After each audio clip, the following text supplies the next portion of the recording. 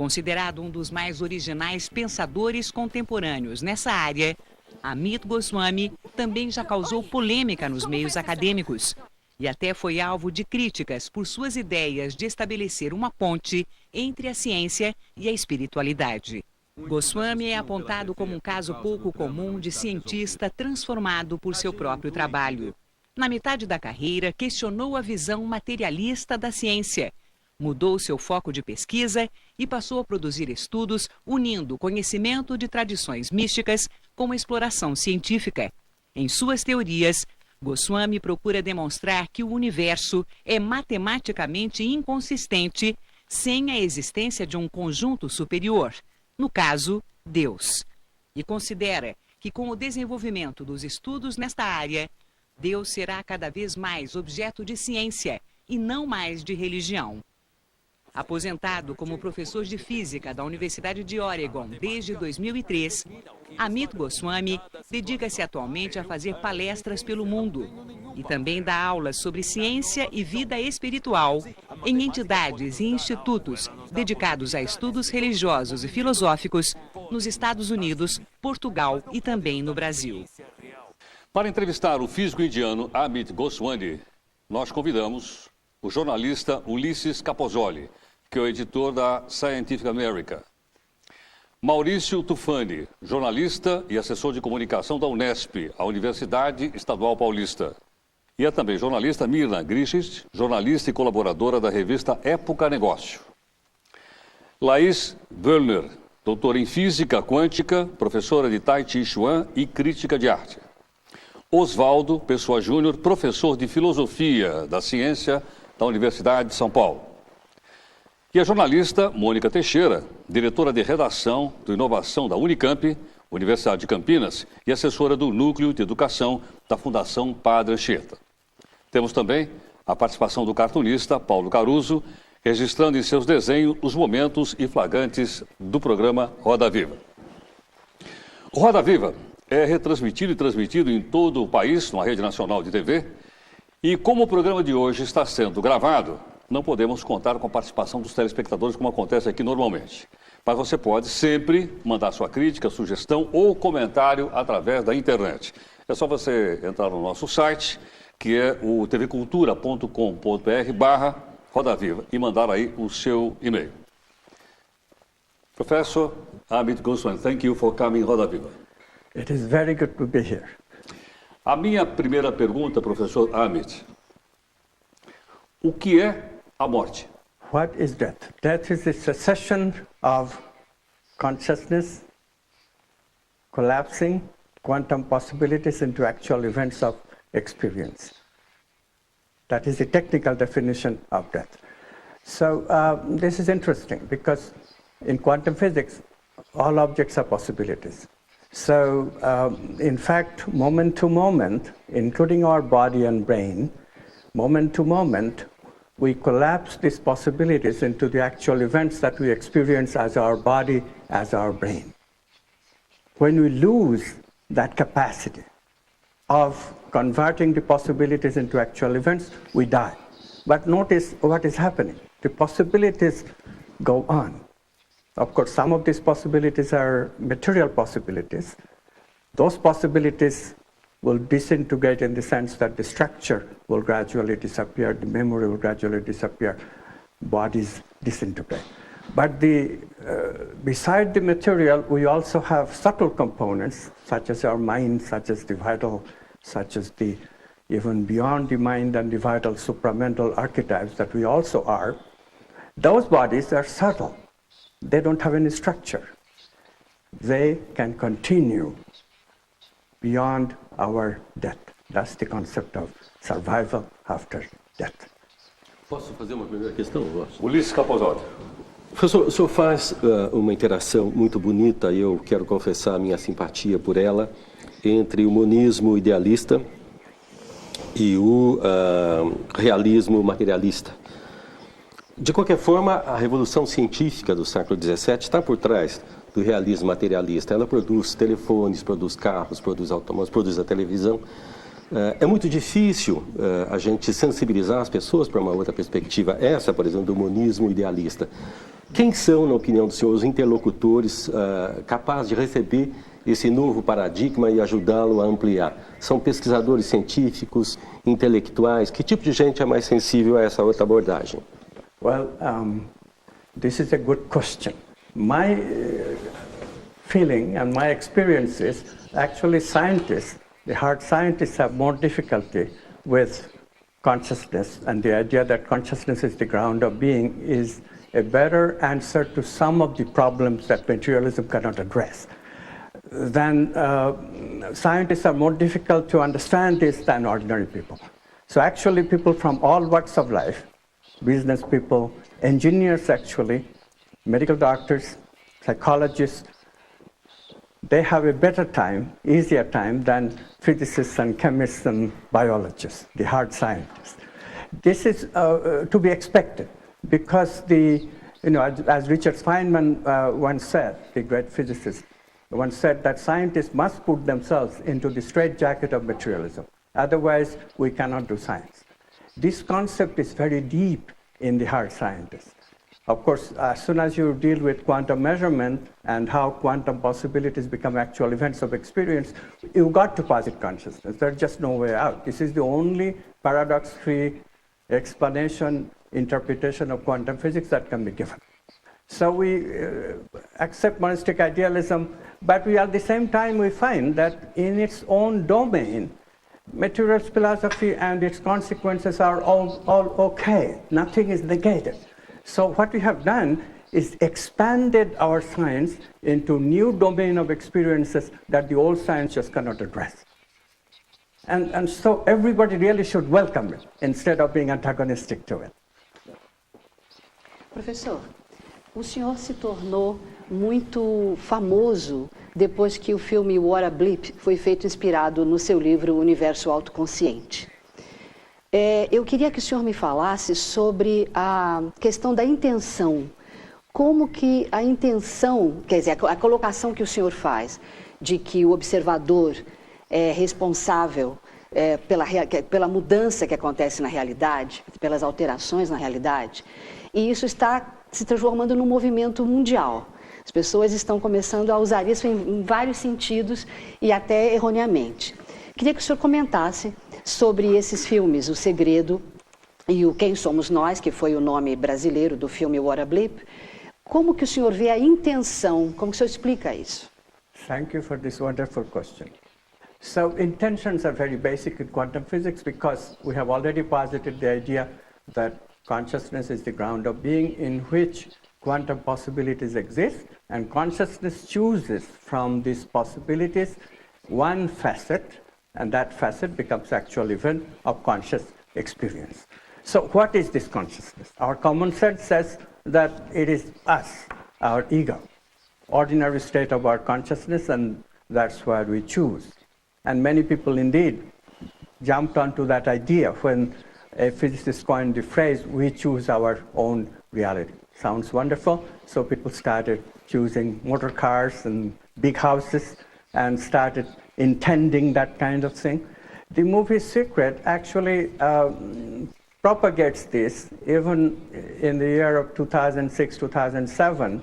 So although the original idea died down in the 70s, it has been revived now. So we have that problem. What one has to do is to examine the situation a little bit deeply. It's more subtle. If we say that we choose at the individual ego level, then the paradox arises that suppose there is a dichotomy situation. Let's say a traffic light which has two possibilities, two quantum possibilities, red and green. And you are approaching from one street and your friend is approaching from the perpendicular street. Being busy people, both will want green, but whose choice will count? This paradox, which is called paradox of Wigner's friend, because a Nobel laureate physicist Eugene Wigner first gave us this paradox.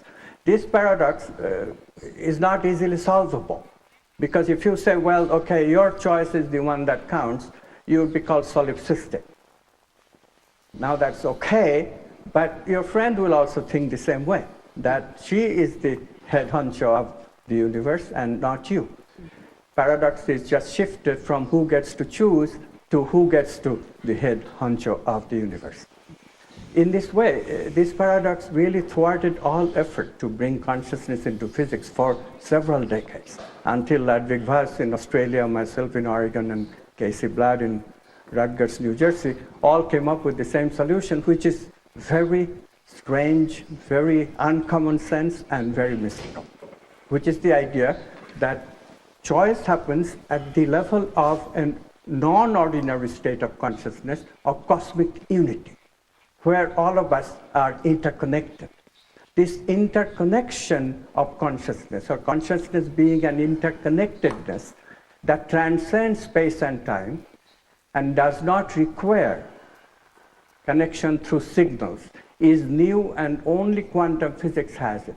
This concept cannot be generated through any kind of Newtonian physics or any kind of extension of Newtonian physics. It's radically new. It's called quantum non-locality. So consciousness is non-local. This is what is lacking in the common sense expectation that we, in our ordinary local identity with the brain, can change a possibility into actual event, and therefore can choose covetable things for us. We can't, unfortunately.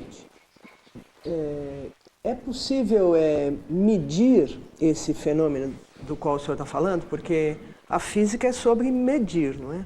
Thank you for the question. Yes, this is then a consequence of the theory that consciousness is the ground of being, and it chooses out of quantum possibilities the actual event of experience. That consciousness then has to be non-local. We have to have a non-local interconnectedness. Yes, sir. So therefore, two people should be able to communicate non-locally without exchanging signal.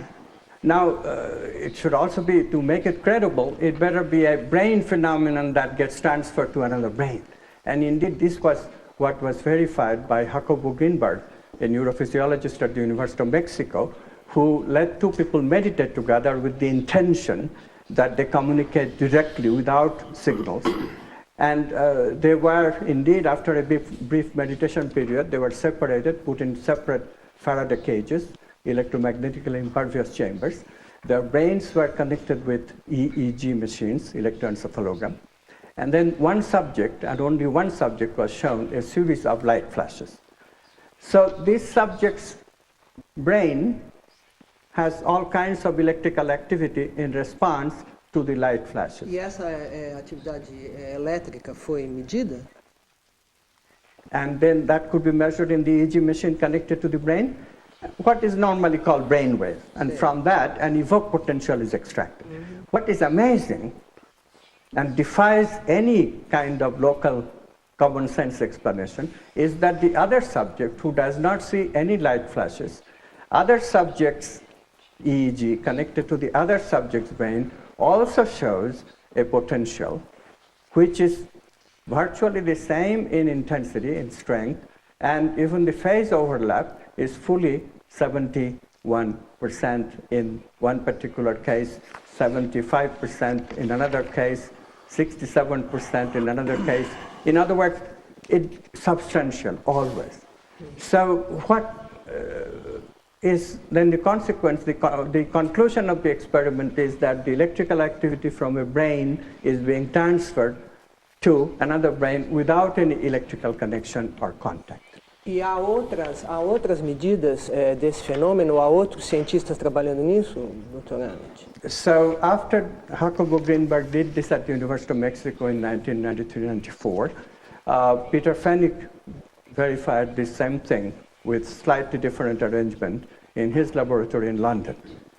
And then, since then, two other experiments, one was by Wackerman, I don't know the details of this experiment, but another one by Liana Standish and her group at Bastyr University in Seattle verified the same thing. So now 4 independent experiments have shown that, yes, brain-to-brain information transfer without any electromagnetic connection is possible, is measured, and therefore non-locality of consciousness, because only way you can explain this is there is a non-local connection. Connection through what? Obviously, it has to be consciousness, because only consciousness can choose out of brain possibilities the actual event in the second observer's brain, which is similar to the first observer's experience. Em relação, eu só queria... Eu tenho encontrado, eu imagino que essas ideias estejam enfrentando uma certa dificuldade com relação ao conservadorismo de grande parte da comunidade científica. Eu acho muito importante que haja debates sobre diferentes concepções da ciência, mas não me parece que esteja havendo um debate efetivo sobre esse tipo de ideias. Eu, por exemplo, fiz um levantamento sobre seus trabalhos no Web of Science, que é um banco de dados do Instituto para a Informação Científica, sediado em Filadélfia, nos Estados Unidos. Ele aponta 21 trabalhos indexados, publicados pelo senhor. Até 1986, janeiro de 86, o senhor teve uma atuação científica assim, bem tradicional, assim, bem convencional, e de lá para cá o senhor publicou 9 artigos sobre esses temas, 12 artigos, perdão, 9. E esses 9 artigos, eles tiveram apenas 46 citações em todo o mundo, muitas deles citações do senhor próprio e de pessoas que são ligadas ao senhor. Quer dizer, enfim, não se trata de um assunto com repercussão na comunidade científica. A gente não vê um debate. E me parece que, lendo seus livros, que os pontos que seriam polêmicos não são devidamente assim explorados em seus livros. A ciência ela evolui em função de debates, em função de controvérsias, mas examinando assim detalhadamente suas obras, dá para perceber que, apesar de suas teses heterodoxas, que pontos polêmicos como, por exemplo, o Einstein, o senhor cita muito o Einstein, mas o Einstein é um homem que gastou foi um homem que gastou as 3 últimas décadas de sua vida combatendo a mecânica quântica. E isso baseado numa compreensão que ele tinha do universo e de Deus particularmente. E esse é um ponto que o senhor não explora muito, assim como tantos outros. Isso não incomoda o senhor, o fato de não haver esse devido confronto de ideias na sua obra? I appreciate the question. Unfortunately, confrontation is not the style that is recommended by the worldview that I have, and the worldview that explains quantum physics, and that now seems to explain many unexplained phenomena that cannot even be addressed with the materialist worldview. This is a very friendly approach. It's a very inclusive approach. I don't think getting into heated debate with specific scientists will do anything to our cause of changing the paradigm. The paradigm will change by the weight of evidence in favor of it. Right now, what is helping enormously is that we have gotten applications in the field of medicine, we have gotten applications in the field of psychology. Unfortunately, I don't think you have looked at how many times my work is referred to in the work of psychologists and medicine people and others who are not the hard scientists. Yes, it is true that physicists and chemists and even the biologists, the hard scientists, prefer to offer what is called benign neglect. They don't engage with this issue because engaging will give me more publicity, and they consider that detrimental to their cause. So let them live their way, let us live our way is right now the best approach. Alternative science. We are developing an alternative science paradigm. We are developing alternative answers to questions that normal science, materialist science cannot address. We are giving people viable answers such as the validity of alternative medicine, validity of transpersonal psychology, validity of spirituality and yoga. Let use this be commonplace among people. Let it serve people. Science ultimately serves people. If people are served, there will be grassroots movement from the people themselves, that what is going on here? Which science do we prefer? Which science is serving us in our everyday life? And which science is just more and more dealing with esoteric questions such as how many angels can dance on a pin? This is what much of elementary particle physics is about. Who cares what happens at very, very, very high energies that we seldom see even in the totality of the universe, except for the first few microseconds of the universe. But we spend more time and money on those questions than we spend about how to heal ourselves when we have an incurable cancer. These are the questions that the new science can deal with. And this is much more important to pay the attention to answer questions that are important for people rather than get into vain debates with other scientists. They are just individual people. They have their prejudices, as similarly I have my prejudices. Science is not best done that way. You develop theories, theories are put to test, laboratory experiments, such as the one I described, those things speak for the new science much, much more. And the evidence is now piling up like anything. We have new theories of evolution that works, that explains fossil gaps. We have quantum healing, the phenomenon that Deepak Chopra first described. There is enormous evidence that quantum healing, quantum leaps occur where consciousness chooses health rather than death. Doutor, a AMIT já publicou vários artigos e livros, inclusive aqui no Brasil. Sobre suas teorias, que se busca um ponto de união entre ciência e espiritualidade, ele está respondendo hoje aqui no nosso Roda Vida. O universo autoconsciente. A janela visionária. O médico quântico.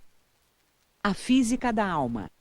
No primeiro, que AMIT GOSWAMI publicou no Brasil, ele contraria a ideia de que tudo é feito de matéria e estabelece uma nova visão de mundo, onde a consciência e não a matéria é a base de tudo o que existe. Em sua janela visionária, defende um novo paradigma científico, onde os valores humanos vêm em primeiro lugar. Como médico quântico, traz as orientações de um físico para a saúde e a cura. E na física da alma, traça uma explicação científica para a reencarnação, a imortalidade e as experiências de quase morte. Questões que AMIT GOSWAMI também levou ao cinema.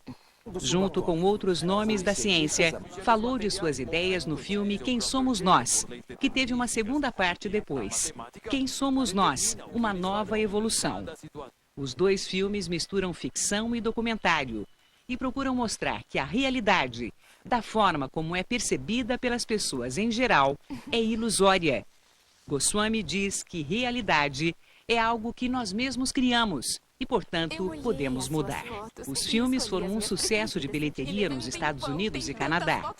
Também ganharam versão em DVD e foram distribuídos por quase todo o mundo, inclusive no Brasil. Eu fiz um dia estranho. Obrigado. Doutor AMIT, a alma humana tem consciência? This is a rather subtle question. Yes, human soul has consciousness. Depends on what you mean by the soul. Let's get that clear. I assume that you mean by the soul the surviving entity after death. Is that true? Is that what you mean? If that is the case, then after death, possibilities do not collapse into actual events anymore.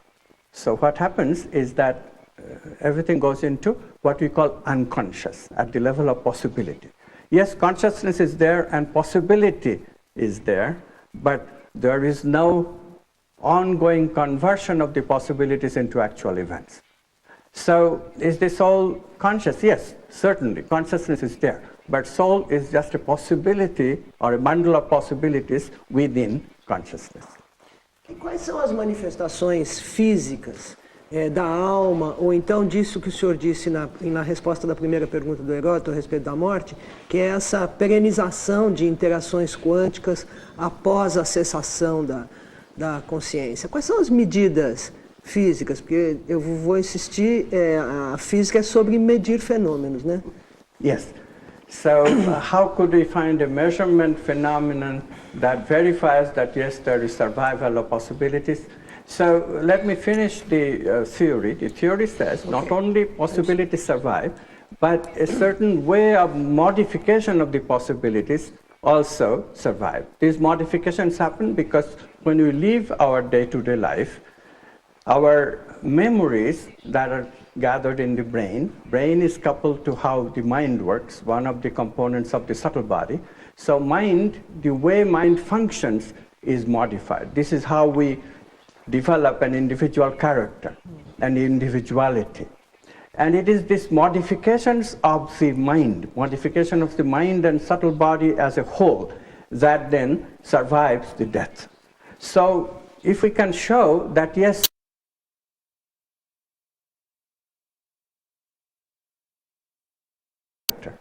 So indeed, there are people who are called mediums, who have the capacity to channel these entities, discarnate entities, these souls, so to speak. And when they do that, their character undergoes a radical change. Gilda Moura, one of the Brazilian researchers, and Norman Don, an American researcher, did an experiment in which they showed that one of the people who were channeling a doctor, a surgeon, Dr. Fritz, his name was, this channeler, when he channeled Dr. Fritz, his frequency of operation, beta frequency, went up over 40 hertz. That kind of frequency is used only by people of extreme degree of concentration, such as a neurosurgeon, maybe a quantum physicist, scientists in general, but definitely not by a lay person like this channeler was. And indeed, they measured and measured and measured. This channeler normally never operated at that kind of high frequency beta. So the physiological characteristics change. And of course, the mental characteristics change also. I myself have verified that working with channelers. When they channel the entity, they're totally different than their ordinary way that they live. E esse tipo de resultado que o senhor está dizendo, ele nunca interessou a governos ou talvez a indústria bélica, no sentido de poder ser utilizado e transformado em objetos, vamos dizer, úteis, seja para a guerra, seja para a vida cotidiana? Well, the channelers apparently have been very much useful in everyday life of people who would have been otherwise quite miserable. Apparently, these channelers are great healers. There is right now a channeler. I just wrote a foreword for a book, wonderful book about a channeler named John of God, who is also known as medium Joao, lives in Brazil, not very far from here. And this fellow, he channels such loving entity, not one entity, but several entities, souls, quantum monads in my language. And he performs wonderful healing while he channels this very loving entity. People feel the love, and people get actually healed. And thousands upon thousands of people are getting healed in their everyday life. Não, mas não é disso que eu estou falando, não foi essa a pergunta que eu fiz. O que eu fiz é se esse tipo de fenômeno não interessou, vamos dizer, aos governos mesmo e à indústria de maneira geral, no sentido de transformá-la em alguma coisa que pudesse, por exemplo, dar dinheiro. O senhor acha que por que não há esse interesse? Quer dizer, essas forças, essas energias, essas mudanças de frequência não teriam utilidade tecnológica? Esse é que é meu ponto. Well, you have to give it time. You have to give it time because remember, thermodynamics was discovered for quite some time before James Watt and others produced the steam engine and so forth. So, look, Physics of the Soul, Física da Alma in Brazil, was written at 2001. Just 6 years have elapsed. We have to wait for a few decades. The reason is the inertia right now of normal science, materialist science, is a huge inertia. There's a lot of grant money involved. If they have to share the grant money with what they consider kooks and crazy people, it takes a lot of time to change the mindset. But it is also, let me point out that before our new paradigm came through, before this, there was not even any grant authority that gave any money even to alternative medicine. But now in America, the traditional government, federal government level, have a separate funding agency for alternative medicine. So we are making breakthroughs. It's not true that we have not made any breakthrough. But for such radical things as taking advantage of channelers and channeled entities, that will require a bit more patience. People are, by the way, already using paranormal. Now, for example, people who want to search treasure under the sea. There are many, many such treasure incidents from the olden days, and they don't know where it is. The ocean is very vast. So they ask clairvoyants, psychic people, to look for these treasures. And the success rate is enormous. Another example is dowsers. Dowsing works on alternative science principle. There is no material explanation. It works on the principle that we are sensitive to the vital energy that is with the water. People use dowsers routinely. Anybody who is making a big house and big investment and has to have water on the property, and where to dig. So they get a dowser, and dowser finds the place where to dig. And the success rate is enormous. So these are some of the applications that is already taking place. Doutor Amit, o professor Oswaldo tem também uma pergunta ao senhor, por favor. Oswaldo. Professor GOSWAMI, a sua teoria da consciência quântica é uma teoria filosófica, não exatamente científica. Ela se baseia na teoria quântica, mas a teoria quântica não tem as consequências que a sua teoria tem. Você afirma que é possível uma pessoa, com a sua vontade, fazer com que um experimento quântico tenha um resultado tendendo para um lado. Mas isso não é consequência da teoria quântica, né? Na teoria quântica você pode escolher o observável que você quer medir, mas não influenciar o resultado da medição. Mas a sua teoria afirma que isso é possível. Então, a sua teoria não é uma consequência da teoria quântica. Ela afirma algo a mais. Certo? Você concorda com isso? You have to be a little bit more subtle. What you said is not quite right.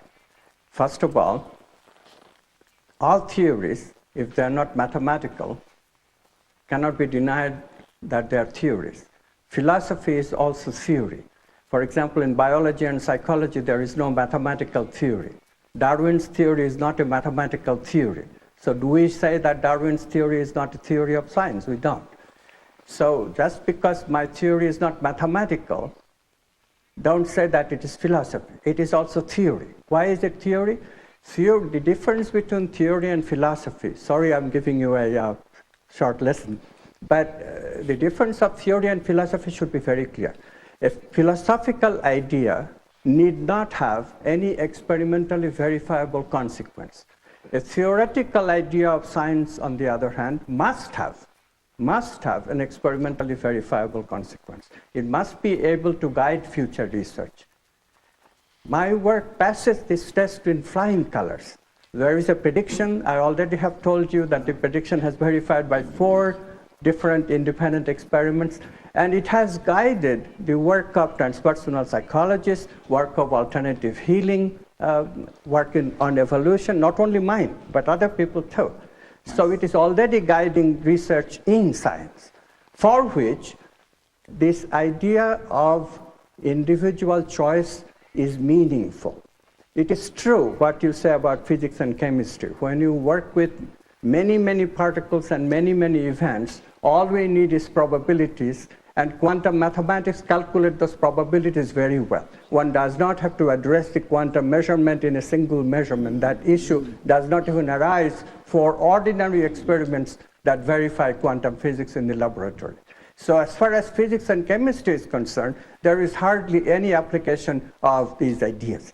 But for biological systems, for living systems, we are forced to think of single objects and single events. It is for these situations, a single object, a patient who has to heal himself or herself by intention, single object and single event. There you have no way that you can apply probabilistic quantum physics. You don't have 1 million patients with 1 million events to look at. You have one single patient with a single intention and a single event. Will she be healed or not? In these cases, only this approach that I'm taking is applicable. And this approach is passing the test, because we now have many cases of quantum healing that a person can intend herself or himself to help if intention is made in the proper spirit. In other words, if the intention resonates with the intention of that cosmic consciousness which makes the choice, then individual intentions are rewarded. Laís, por favor. Por favor. Sinceramente, eu acho que é difícil, até para os mais céticos, né, negarem um certo paralelismo entre as interpretações que se pode fazer da teoria quântica e o que dizem as tradições espirituais, particularmente as do Oriente, né, como o budismo, o Vedanta, o taoísmo. Né. Do taoísmo, o Niels Bohr tomou emprestado para gravar em seu brasão o símbolo yin yang do Tai Chi. Com a inscrição em latim, os opostos são complementares. Isso para representar o princípio básico da física quântica, que é o princípio da complementaridade da autoria do Bohr. Né? Agora, o curioso nesse símbolo é que ele é bem mais complexo do que ele aparenta na sua simplicidade. Né? E considerando os seus níveis de significação, os seus elementos, ele vai fundo ao princípio da complementaridade. Né? E apresenta as características de complementaridade que, surpreendentemente, são muito próximas da interpretação idealista da teoria quântica pelo AMIT GOSWAMI. Não sei se já se deu conta disso. E, entre outros detalhes, ele simboliza, com um ponto branco yang, né, no preto yin e vice-versa, uma dinâmica cíclica autorreferente que leva à unidade por um agente oculto, transcendente, que é o Tao, né, que contém o manifesto, o não manifesto, e é ainda agente causal, que realmente corresponde à lógica da hierarquia entrelaçada, né, e o nível inviolado da consciência una, não local, na linguagem da interpretação quântica de GOSWAMI. Eu me pergunto se já deu conta disso, se tomou conhecimento do significado desse símbolo até as suas últimas consequências, e se o Bohr teria vislumbrado essa interpretação idealista, uma vez que ele esteve na China em 1937, depois de terminado todo o seu trabalho, né, e ficou muito impressionado com a complementaridade yin-yang. E, voltando, ele passou a estudar, né, a se interessar muito pela cultura oriental. 10 anos depois é que ele colocou o símbolo no brasão. Não teria Bohr, com toda a sua perspicácia, com todo o seu conhecimento, com a sua grande criatividade, teria aparecido talvez nos seus escritos tardios algum indício dessa percepção da sua teoria, dessa interpretação idealista da teoria quântica? I think thank you for the question. This is great history to remember. I think all of the quantum physicists of that era, the major one, were definitely Werner Heisenberg, Erwin Schrödinger, Einstein himself, whom we have already mentioned. It is not widely known that Einstein himself discovered quantum non-locality, the idea that quantum physics contains this peculiar concept of non-locality, which is why he couldn't accept it, because it seems to go against the grain of relativity theory. Only now we can see that it bypasses relativity, because what it is saying is that signal-less communication should occur outside of space and time. But in Einstein's time, we couldn't conceive of the universe having a component that is outside of space and time. But Heisenberg already talked about the domain of potentia, which is outside of space and time.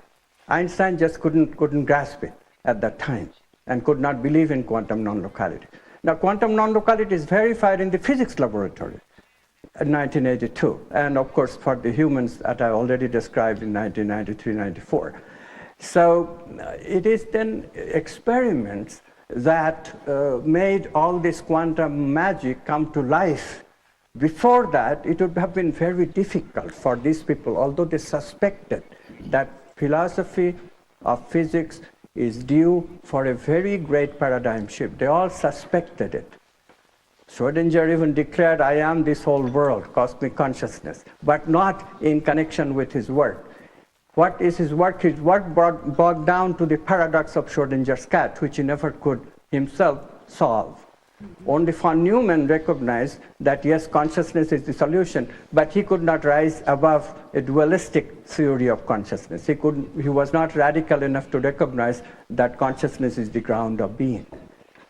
Eugene Wigner, another Nobel laureate, suspected the same thing, that consciousness is important, but again could not be radical enough, could not go far enough, which is to recognize that consciousness is cosmic, not individual. So he raised the paradox, also got bogged down in his own paradox, could not solve it. But you see the struggle these people are going through. They are the people who recognize that a radical shift of philosophy, a radical shift of the way of doing science is coming. The people who picked up their attitude are people like John Bell, people like Alan Aspect, who verified quantum non-locality, and people like myself, Henry Stapp, Fred Alan Wolf, who are actually involved. Ludwig Voss, I have already mentioned. Casey Blatt, I have already mentioned. And these are the people who picked up that same spirit. But thank you for reminding us that the originators of quantum physics knew the radical nature of quantum physics. Nós temos aqui a pergunta do professor titular do Departamento de Teologia e Ciências da região da PUC de São Paulo, que é o professor Mário Sérgio Cortella. Ele tem aqui uma questão. Vamos ver a questão. Em março de 2001, eu tive a chance de perguntar ao senhor o entrecruzamento de duas grandes indagações, a possibilidade de viagem no tempo e a origem do universo. E naquele momento se falava da possibilidade de, não sendo o tempo linear, um recuo na nossa trajetória. Hoje eu gostaria de completar essa questão com uma curiosidade. Na hipótese, não sendo o tempo linear, de nós voltarmos no tempo, seja uma pessoa, seja um artefato humano, e que nós recuemos até o momento originário do universo, o Big Bang ou outra explicação, o que é que o senhor supõe que nós vamos lá encontrar? Uma força, uma consciência, uma pessoa, um fenômeno físico? Qual é a expectativa que o senhor tem em relação à razão daquele momento inicial no instante em que ele acontece? O que é que será por nós achado? Isto é, qual é a razão, de fato, dessa nossa origem na tua expectativa? Não necessariamente na prova científica, mas no teu desejo ou, como disse, na tua expectativa e esperança. Professor, to the contrary, it is actually a very scientific question. In fact, sometimes it is raised as a paradox, because if everything is possibility, just as Big Bang must have been, in fact, Stephen Hawking's theory, quantum cosmology posits that the universe must begin as baby universes of possibilities. So what then converts these possible universes into the actual universe that we live in? What chooses it, and so forth. Those questions are questions of the same quantum measurement problem that we have been considering here. If you say consciousness does, then the question comes in, well, there is no conscious being in the time of Big Bang. It's too hot anyway. No being could survive. No alive being could survive. So it is a legitimate paradoxical question. Fortunately, in quantum physics, even before this kind of questions were raised, people did an experiment which is called delayed choice experiment. This is a very interesting experiment because it shows that even if we choose with a delay of what, according to classical physics, would suggest things are already happening, but things don't happen that way in quantum. In quantum physics, things wait in possibility until a conscious being has actually looked. This is only possible in quantum physics. Classical thinking will get you nowhere. So what happens then, the construction is that the universe waits in possibility, along with Big Bang, creation of galaxies, creation of stars, the planets, and enough solidification of the planet, creation of the atmosphere. All of that waits in possibility until the first living creature, that one cell that happened something like 4 billion years ago on Earth or other planets too, it's quite possible. But until that one living cell completes what John Wheeler used to call the meaning circuit, completes this what I call a tangled hierarchical circuit where quantum measurement takes place, a circularity, because observer is needed for collapse of a quantum event. On the other hand, collapse is needed for creating the observer. This is a circular logic, a tangled hierarchical logic that applies to all such creation events. So until that happens, until that meaning circuit is complete, there is no collapse, there is no Big Bang. How does Big Bang happen then? Big Bang happened going backward in time from that collapse event all the way to the origin 15 billion years ago. So Big Bang exists where? Did Big Bang ever happen?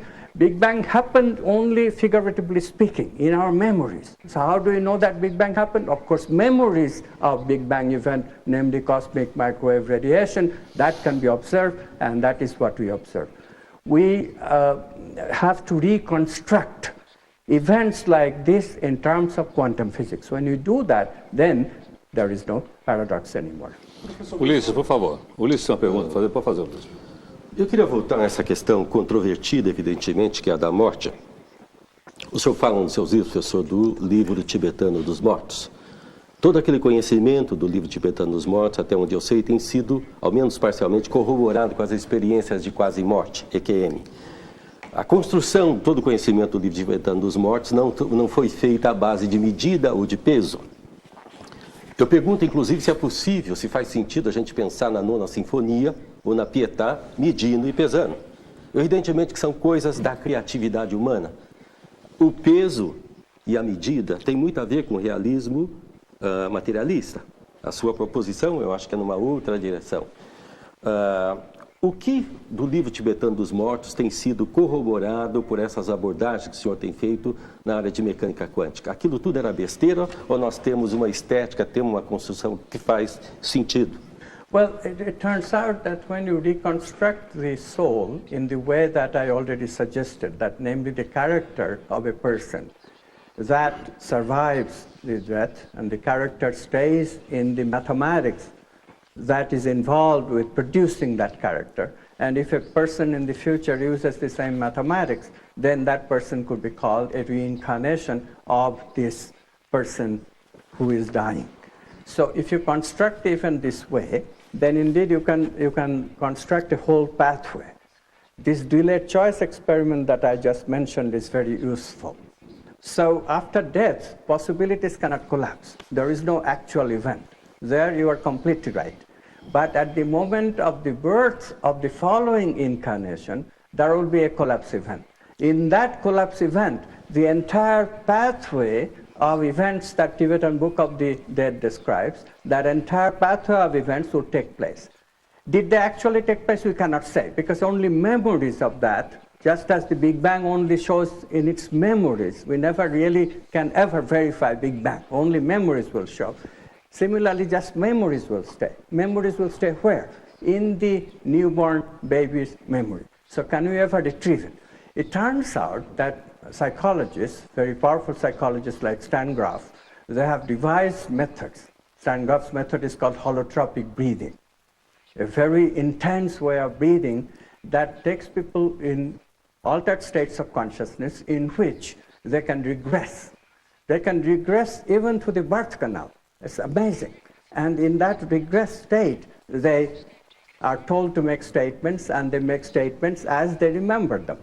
And in these statements, indeed, people remember what might have happened during that journey across death towards another life.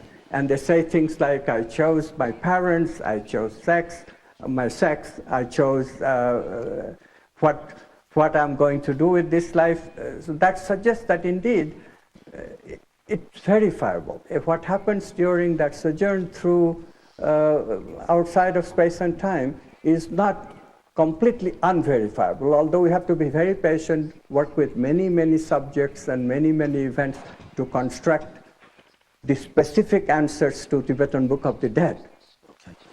O senhor acha que o fato do senhor ter nascido na Índia, com toda essa profunda e ampla tradição da Índia, facilita um pouco a exploração desse território todo que o senhor trabalha, em comparação a nós, por exemplo, que não temos essa base filosófica? I wish I could say that. I was too spoiled by the West. To tell you the truth, at 14 I became a complete materialist. That materialism never went away until an experience that I had while I was talking with a mystic light dawned in me that yes, consciousness is the ground of being, could be a way to extend science to arena that science has not dealt with. But before that revelation, I was quite materialist. In fact, even after that revelation, I'll tell you very frankly, in 1994, after Self-Aware Universe came out, I was on a talk show, radio talk show, and the question was asked, what happens when you die?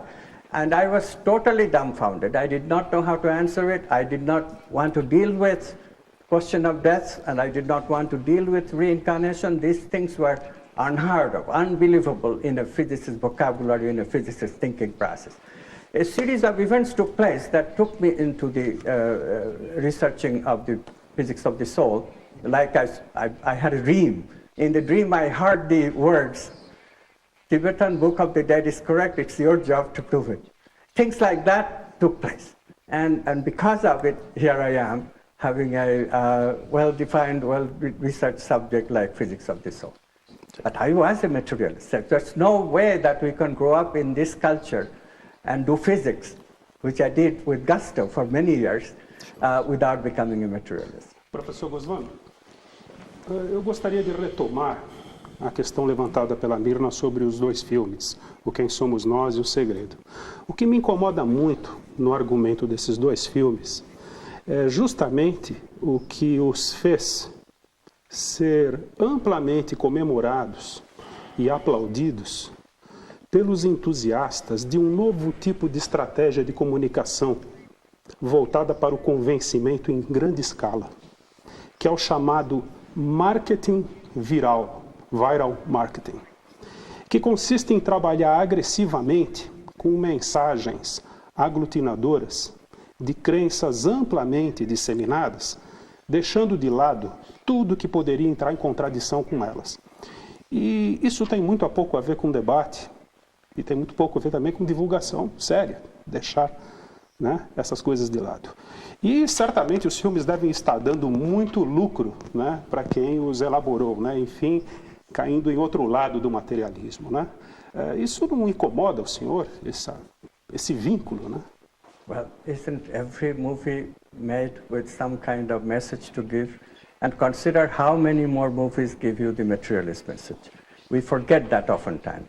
To any spiritual teacher that we question, we don't realize that thousands upon thousands of people are teaching us constantly unfounded materialist beliefs.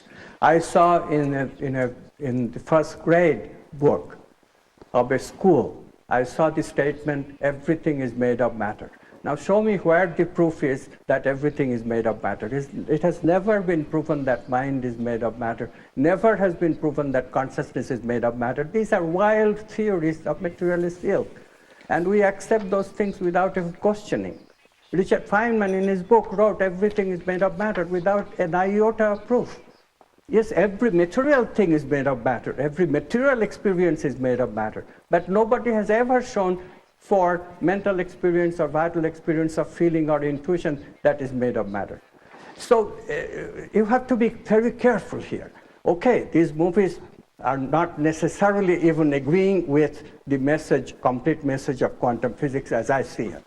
The Secret particularly is faulty because it says there is this attraction, and you can attract a particular desire towards you if you just sit and wait for it. That's not the way I see things can be attracted. Yes, things can be attracted, but you have to intend properly. You have to remember that intention must resonate with cosmic consciousness, and you have to be creative about it. So you cannot just do nothing and still expect that things will come to you. Yes, creativity does come to us, but only if we go through both work and waiting, both work and relaxation. Now that is well known. Now this thing, materialist science would never tell you that relaxation is necessary for a creative experience. But research has shown us that relaxation is necessary. You think in quantum terms, easily understandable. Why? Because quantum possibilities expand when we are not collapsing them. And more expanded the quantum possibilities are, the more possibility you have to choose from, obviously then creativity will be enhanced. This was the idea of what we believe. These movie makers surprised me. I tell you, they just asked me that, well, would you be interviewed? I just gave an interview with my ideas. That's all I did. That's all the role that I played in the movie. These movie makers put this story together, a story of a creative young woman who discovered creativity, by the way. It's a beautiful story, told with honest symbology, such provocative symbology, that we should only praise this movie. Okay, you may not agree with the idea of some of our physicists and neurophysiologists who appeared in the movie. In fact, some of the people, some of the scientists who appeared in the movie did not agree with the message of the movie, or did not agree with other scientists' opinions. This is to be expected. That is fine. It's a paradigm in building. We don't agree with each other always, and we don't expect everybody to agree with us right away. As I said, theory must be backed up by experimental data. But how can you deny that these movies are a good experiment? If they promote many other movies with this kind of technique that scientists speak in the background where the story unfolds, all power be to them. There are so many other stuff that is being produced. Isn't that what we mean by creativity, something new? You cannot deny that these movies touched a chord with many people because they explored some new ideas with which people resonate. Doutor Amit, nós temos aqui mais uma pergunta para o senhor. Vamos ver. Professor Amit, se nós considerarmos que as empresas são seres vivos, porque são formados por pessoas, e que até hoje nós partimos os processos de gestão, de liderança e de criatividade a partir de uma visão clássica e cartesiana, a minha pergunta é, de que maneira que a visão quântica pode ser útil para as empresas e que exemplos, eventualmente, nós podemos seguir se é que as empresas já estão disseminando essa nova visão para a quebra de paradigmas? I am glad that I have been given the opportunity to address this issue. This is the passion of my present current research. Since we have discovered that there is a way, namely this new paradigm, consciousness is the ground of being. Since we have discovered that there is a way of putting consciousness back in science, there is a way of introducing subtle bodies, namely mind, vital energies, feeling, and intuition in the equation for our science, then we must use these subtle bodies to influence this idea of consciousness and downward causation, conscious choice to influence all the human enterprises that are important to us, that play an important role in our day-to-day life, especially business and economics. As you know, economics is an extremely imperfect science. The economists made a very, very bad choice of making economics mathematical. It became the economics of an ideal world that is actually cannot possibly be true in the real world, where business people have their emotions, feelings, have their intuitions, and even thought is not always rational, as we know. It's influenced by emotions and intuitions.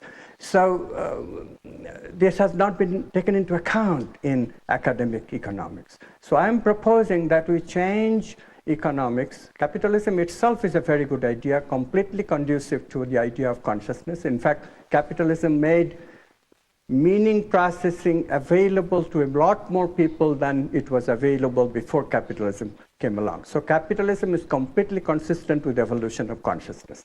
But what we have done to capitalism since then is not very consistent with the idea of meaning processing for all people, the idealist idea.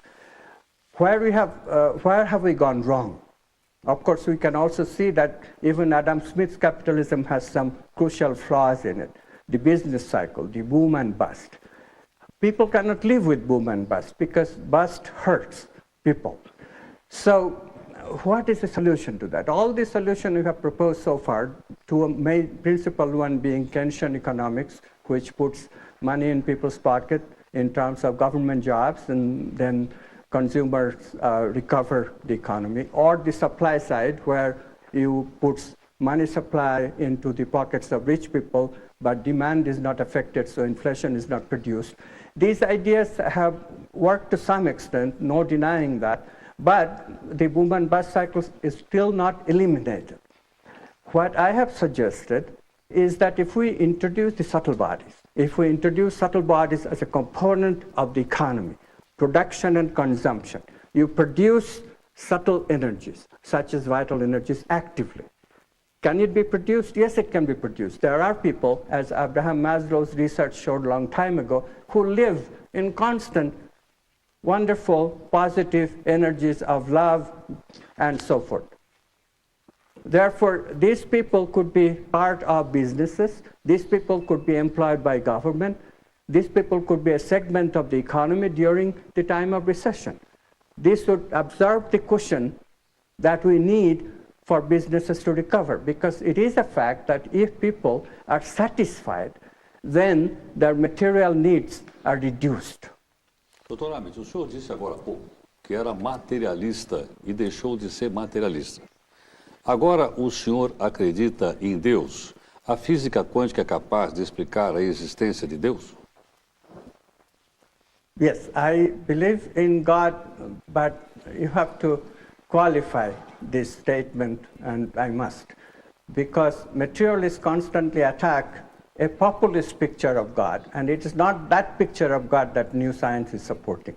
The populist picture of God is as a human being, some kind of a being, may not be human, a superhuman being, an emperor-like being, who somehow makes judgment on people when they die, or things of that ilk. This is a straw God that materialist scientists always attacks. Read books such as The God Delusion by Richard Dawkins. You'll see what I mean. This is not the God of esoteric spiritual tradition. This is not the God of Buddhism. This is not the God of even Christianity. Even in Christianity, Jesus said, Kingdom of God is everywhere. He doesn't say that Kingdom of God is restricted to a throne, a God sitting in the sky with a wand, doling our judgment and downward causation. So if you forget the populist picture of God, if you really consider God as it appears, both transcendent and immanent, as it appears in esoteric tradition, we have rediscovered the meaning of the word transcendent. Transcendence means non-local. We have discovered that God is non-local consciousness. We have discovered what downward causation means. We have discovered that downward causation consists of choice from quantum possibilities. It is this God that the new science is upholding, and we have discovered that subtle bodies exist without any dualism, because subtle bodies, as the material body, all are possibilities of consciousness, and consciousness mediates the interaction of these possibilities. As it collapses from these possibilities, it experiences moment to moment. So in this way, we have developed a scientific way of talking about what the spiritual traditions talked about a long time ago in language and with the help of only intuition. This is a tremendous accomplishment. If we are not so antagonistic to each other, if materialists just sat down for a bit and saw what we are gaining, they are ready to throw out the baby with the bathwater. Yes, religions have given us a lot of evils. Right now, there are so many religious warfare that is going on in the world. I myself am definitely against this kind of abuse of religion. But one should not throw out the basic ideas because of that. One should not get so carried away with one's own emotions. If we sit down quietly and see that there is tremendous wisdom also in the religions. They have always told us, even Islam and even Christianity, the warring factions today, even they always talk about virtues, love, beauty, justice. These are the things that religions want us to live. And that part of religion is extremely important. The new science can show that indeed evolution is an evolution of consciousness, and what the religions imagine, these virtues coming to earth and people being able to live these virtues, that day is going to come. as a part of evolution, and we have a role to play. And the sooner we go and fulfill that role, the better. So I'm suggesting quantum activism to people. I'm suggesting that people use the lessons of quantum physics as is being revealed in the new science and use them to transform themselves and the world around them. E, doutor Amit, quando é que o senhor começou essa sua carreira de propagandista dessas ideias? E depois de escritor, inclusive de livros de autoajuda. Como é que foi isso na sua vida? Well, it was a long time in building. I struggled with the ideas myself. The ideas didn't gel until it was quite late in my life. I was in my late 50s when finally the ideas gelled, and I wrote a book called The Self-Aware Universe. Ever since, it became a little bit easier. Ideas started coming in various circumstances, which Carl Jung would call synchronicity. I have always been guided by synchronicity.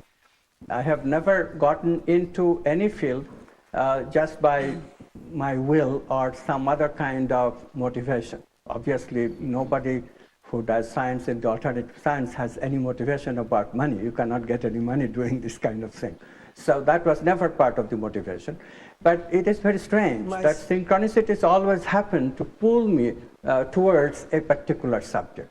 A biologist at Berkeley suddenly invited me to attend an intimate seminar that he was putting together about evolution. I didn't even think about evolution until then.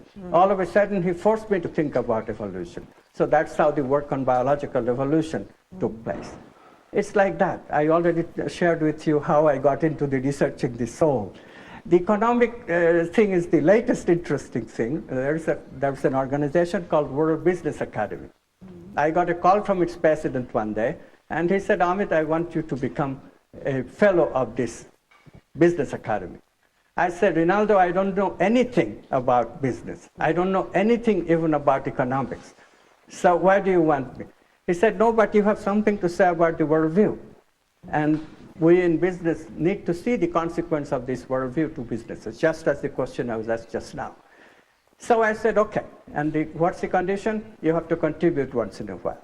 So after a long while, all of a sudden, I had an inspiration that, yes, spiritual economics can be built. I wrote some pages, and I sent it to the editor of their magazine with great hesitation. That, what nonsense I'm writing? I'm not an economist. I don't even understand economics properly, I'm sure. So what this editor will say? The editor wrote back, these ideas are extremely interesting. We are going to publish it, to my amazed surprise. So this kind of thing keeps happening in my life. Doutora Amit, por favor. Eu quero colocar, eu discordo profundamente da Mônica quando ela diz que são livros de autoajuda. Eu acho que são livros de divulgação, de popularização de um aspecto muito novo da ciência e que precisa, que as pessoas, enfim, pode trazer muita transformação na sociedade. Mas eu queria perguntar ao senhor, dentro desse seu raciocínio que o senhor estava explicando, a sua visão de Deus, como que o senhor vê a criatividade, né? O que é a criatividade e se Deus é a criatividade? Thank you for the question. Yes, God is the originator of all creative ideas. This is why creative people often say that the idea came to be by God's grace. Carl Friedrich Gauss said that. The great musician Brahms said that. Rabindranath Tagore, a great poet, said that. Einstein said, I did not discover the theory of relativity by rational thinking alone. Other places he said that he came to trust in God because of his creativity. So it is a common experience of people, this sudden experience that we call creative experience, this aha, this surprise, something completely new. The context of thinking itself changes. That is precisely where the power of downward causation, this quantum freedom of choice, reveals itself. Ordinarily, we become conditioned, so our choice is very muted. Because of the conditioning, we only choose what we have already experienced before, what we have responded before. In creative experiences, nothing of that matters. No conditioning of the past, nothing known matters. It's completely delving into the unknown. So we truly get into the power of downward causation, of looking at all the possibilities and then choosing that particular gestalt which will be a solution to this problem. Of course, we choose in our unconscious. We are not conscious of the choosing process. Cosmic consciousness, God chooses for us. But notice what is happening. God is in the unconscious and I in the ego is dancing with God, because that idea, that choice has to be manifested in thought. And only ego can manifest it in thought, because that's all learned experience that has to enter. So notice how creative people have already described this process. In the ceiling of the Sistine Chapel, there is a picture by Michelangelo where God and Adam are reaching out to each other. That is the picture of creative process, the flow experience that creativity researchers are discovering. This is what new quantum science tells us. But notice that it is already intuited in the minds of great creatives like Michelangelo. It's a verification of their work. So what are you waiting for? It's the wisdom, the knowledge is already there. The new science is just rediscovering and justifying, giving scientific basis for all the wisdom that already has come before my time. I don't take any credit for any of it. Nós temos que estar acabando. Metaforicamente falando, e guardadas as devidas proporções, se o Copérnico voltasse hoje para anunciar o destroçamento da Terra, o senhor acha que ele seria aceito incolumemente ou teríamos controvérsias e discussões? Well, you know what happened to Copernicus. For 100 years, nobody listened to any of Copernicus until Galileo took a great amount of risk. Of course, he suffered for it too, and did something about it. So today, unfortunately, we don't have to go through that. We are not burned at stake for giving radical ideas, and there is more people supporting radical ideas today. Just as in this room, I feel that I'm among friends. Even the questions that are being asked that sound a little bit difficult, but they're being asked in a very friendly way. So we have achieved this. This is an evolution of consciousness itself. We have evolved since Copernicus. So what I'm saying is that we don't have to wait for 100 years. Just another couple of decades, the new science will come into its full force.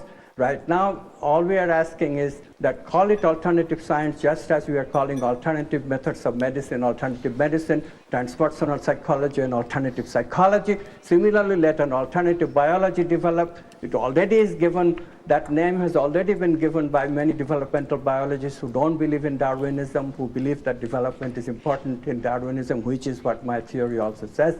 So let alternative science flourish. Eventually, this alternative science, because it is inclusive of the old science, will automatically, effortlessly become the paradigm of science, because experimental data will grow and overwhelm the normal science's objections to these theories. This is the way it always happens. It will happen again. Obrigado. Dr. Anna, thank you very much. You're very welcome. Bem, nós queremos agradecer a presença do nosso convidado de hoje. O Roda Viva está chegando aqui ao fim. A presença do físico indiano Amit Goswami, foi o nosso entrevistado de hoje, e também da nossa bancada aqui de entrevistadores. Agradecemos também a sua atenção e a colaboração, e lembrando que o Roda Viva estará de volta na próxima segunda-feira, às 10h40 da noite. Queremos desejar a você uma excelente noite, uma excelente semana e até a próxima segunda. Obrigado pela sua atenção.